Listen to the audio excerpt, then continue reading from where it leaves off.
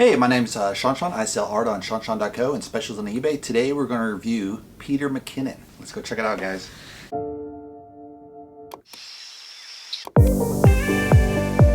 So Peter MiKinnon is really known for photography. He also does really great videography. And the only reason I know about him is because I watched Casey Neistat. If you see my last video on Casey Neistat, he's a great vlogger and putting the story together. But McKinnon takes it to the next level on camera insights about how to shoot. So let's take out one of his first videos. This one is take better shots with your iPhone. So let's check this out.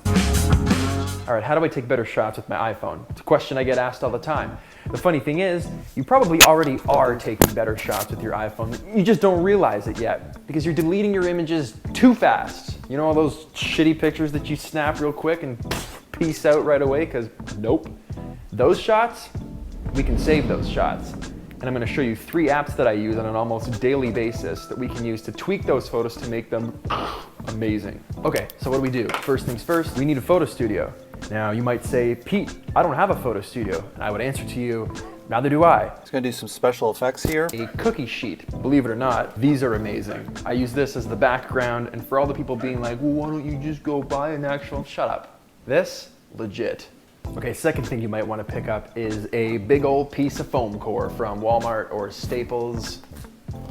I definitely have this. Doesn't even have to be foam core, just a big piece of white something. And that's gonna act as our reflector. We're gonna bounce light from the window. It's gonna hit this and reflect back onto whatever it is that we're shooting.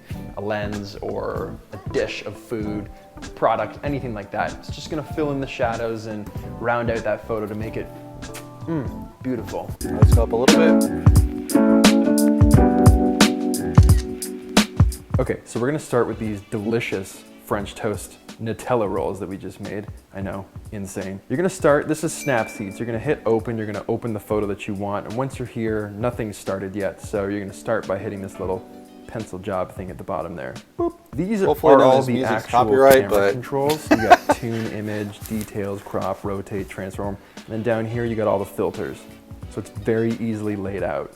I just go through, I tune the image, and then you can move your finger back and forth to change the aspects of whatever it is that you're adjusting. So brightness to the right, to the left, obviously, self-explanatory. Come back down here. So that's one good app, Snapseed. You're gonna export a copy. It's gonna export all those changes, save it to your camera roll, and you are golden. So now you've got something that looked like this, that now looks like this.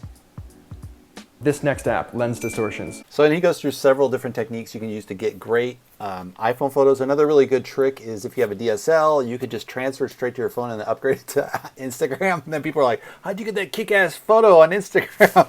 But that's what people are doing. So let's go on to his next video. So this is a really cool shot if kind of talking about his photography and the day in the life of a photographer. I was more interested in the bottle rockets that we just smuggled across the border and wanting to light those off than do photography. So skip ahead a little bit. When I was a kid, thanks so much for letting us come in here. Same door. And I got down on my stomach and started taking macro shots, because there was a setting I read about, of grass. So he's talking about his very first photography shot, so he really starts off early where he used to grow up, a little further ahead. It's good, but I think it looks better in winter. I don't know how I saw. So this shot, he's actually talking about this really cool lake in Canada with crystal clear waters, and I think it's in Banff, and basically it has this unusual cloud. Sometimes you have a lot of clouds, sometimes you don't. In the winter it could be hit or miss. So he's really just trying to get there at the right moment. How long have you lived here? I moved here 2012. And you haven't seen it like that? I said, but you live here and you still haven't seen that. We went home, it was gone. A couple weeks later, he actually sent me a photo of Moraine Lake in snow with the water liquid. I remember looking at it, turning to my wife, showing her and saying, that's right now.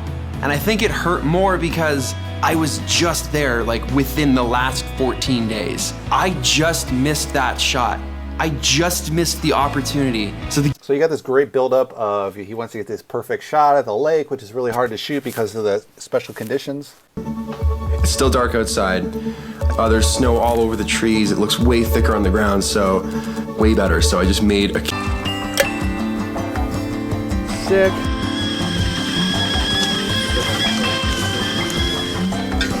It's just So you can see that all these really great establishing shots kind of come in from the large shot and then zoom in to see your coffee. You're making the coffee from the water in the lake. You're boiling it, zoom in. So really great storytelling here. It was perfect. Everything was how it should be. Everything sounded perfect. It looked perfect. It felt perfect. The weather, it was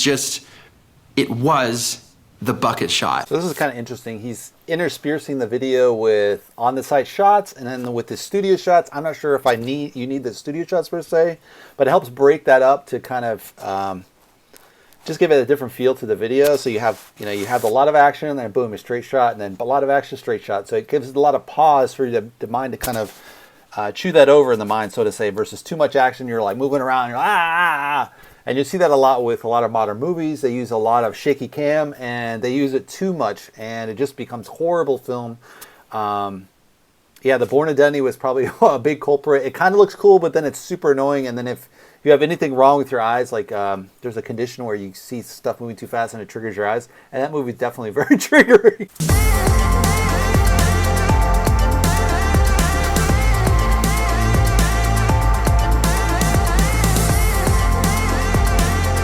been waiting to get this shot my entire career as a photographer.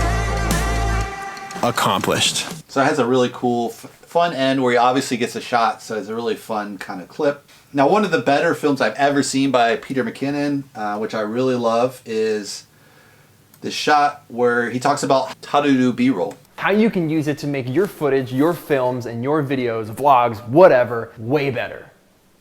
And now that I think about it, I should have probably cut some B-roll over that intro. So maybe we should redo that.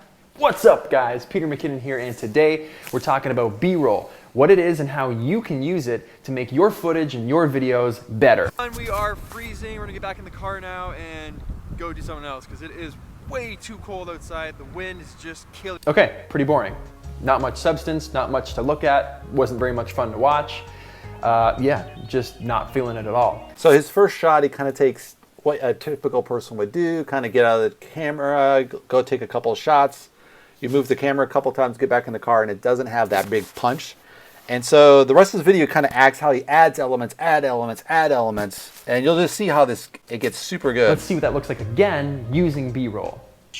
What's going on, everybody? We are outside a really cool forest right now that has some awesome light. So we're gonna pack up our gear, we're gonna go inside and shoot, light off some smoke, get some cool B-roll, and yeah, we're gonna go do that right now.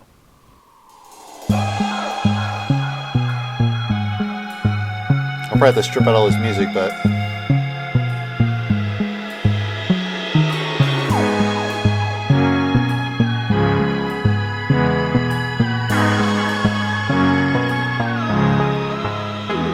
Okay, that looks a lot better.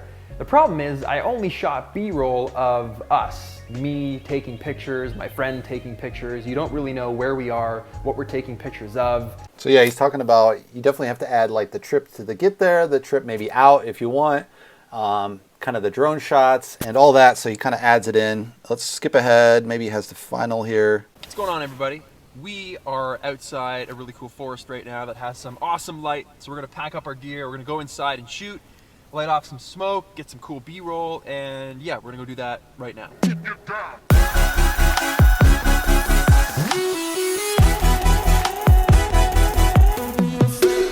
So then you're showing the drone footage here.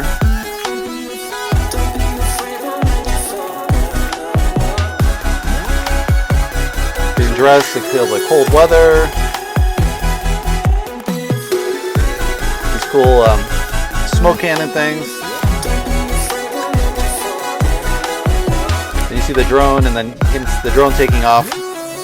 So yeah, I would highly encourage you to take a look at Peter MiKinnon. This particular video is just so key to making a great video. For your art videos, you can just see how you add B-roll. In my B-roll, what I do is I have kind of the establishing shot, like hey, this is the painting I'm gonna do, so you want the hook. And then what you do is you kind of show, I flip immediately to outside, so you're kind of like, why are you the outside? Have a question of the day, so kind of perk your curiosity, what's going to be at the end of the video, so hopefully that increases people to watch time. Then I go back inside and I transition that way by just showing me kind of putting on my shoes, changing my shoes, and then fill in the sink, pull out the colors, boom, start the painting. So that has a little bit of transition. Probably I should go down the stairs and things, but I just want to kind of shorten that up because a lot of painting rolls don't have B-roll, so I don't want to have too much to kind of lose interest. And then I start the painting, and then what I do is section by section, I'll break it up kind of similar to how Peter MiKinnon does. He kind of tells a story in between each shot. And so I'm just kind of explaining how the painting went and progressed, so you get a feel for what I'm thinking about, you know, why I like this, I don't like this, the challenges. And it creates kind of an interesting story. So when you finish, you got that really strong painting. You can see the beginning where you don't know where you're at, kind of in the middle, you're struggling a little bit. And then the end, you're like, oh, this is great. This works so well. Or maybe some things didn't work out so well. You kind of have that nice story to a painting. A lot of painters don't have that. They'll just have kind of the boring, like, hey, this is my perfect painting. What do you think? And that's fine, but it's kind of interesting to show the struggle along the way. And as you get better, you know, people see your progress as well. So they'll see your later paintings like, wow, this is really great. The earlier stuff kind of sucked, you know. So there's no shame to show the earlier stuff where you're developing. It kind of shows a nice story build, and people get to know you more personable, more authentic. And Peter MiKinnon is an awesome tool.